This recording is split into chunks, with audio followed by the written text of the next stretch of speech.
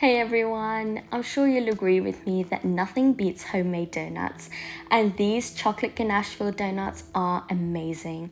They're the best treat for children and adults alike. You guys are gonna love it. So let's start with the dough. You wanna combine 2 1/4 teaspoons of active dry yeast, 250 milliliters of lukewarm milk, and 2 tablespoons of sugar. You just wanna mix it well and set it aside to bloom for around 15 minutes. Now in the stand mixer, you want to combine 565 grams of all-purpose flour. You want to be really precise here. 2 tablespoons of sugar and a pinch of salt. You just want to use a whisk to mix it through. Add 2 eggs, 1 teaspoon of vanilla, and that yeast mixture that we bloomed a little while ago. Attach the dough hook and mix it on a low speed for around 2 to 3 minutes until the dough comes together and no dry pockets of ingredients remain. If you guys are new to my channel, then welcome. Thank you for stopping by. Please take the time to give this video a big thumbs up, leave a comment down below, and if you haven't done so already, don't forget to subscribe to the channel. We appreciate all the love. Now switch to a high speed and knead the dough for around 10 minutes until the dough is soft and smooth. Add 90 grams of unsalted butter, 1 tablespoon at a time. It's best that the butter is at room temperature and you add it slowly so that it gets a chance to properly incorporate into the dough. Do not add more butter until the first tablespoon is properly incorporated. Once all the butter has been added, you want to knead the dough on a high speed again for around 5 minutes until totally smooth. I am so glad I wasn't doing this by hand, otherwise my arms would have fallen off by now. Can you see that dough? It looks absolutely perfect. Now you just want to grease a large bowl with some oil and then turn out the dough into that bowl. Cover it tightly with cling film and let it rise in a warm place for around 1.5 hours or until doubled in size. Once it's doubled in size, divide the dough into around 12 pieces. This makes it easier instead of rolling and cutting them out.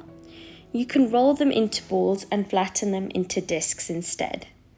Do remember that these have to prove again so they will rise and thicken up. So make sure you make them as flat as possible.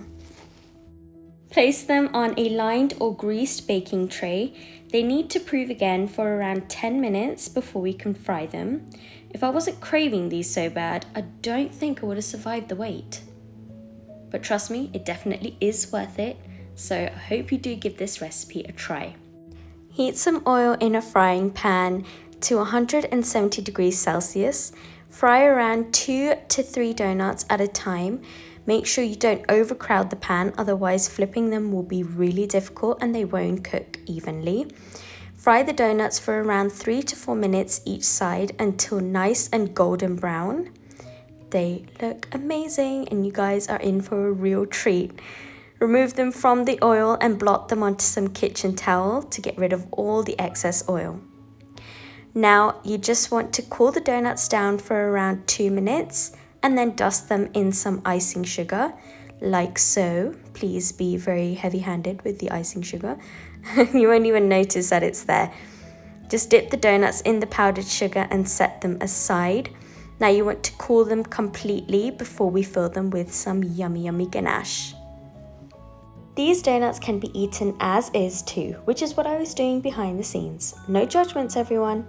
Now to make the ganache, you want to combine 250 grams of chocolate with 100 grams of heavy cream. Heat it in the microwave at 30-second bursts until smooth. If you don't have a microwave or prefer not to use one, you can always do this on the stove by bringing the cream to a simmer and then placing the chocolate on top and setting it aside to melt. Now any leftovers can be used to dip strawberries, so don't worry, nothing goes to waste. Make a slit in the donut that has completely cooled, push the ganache in through the hole, and that's it. That's pretty much how it goes. Make sure you don't overfill the donuts, otherwise the ganache will pop out from the top and that's not what you want.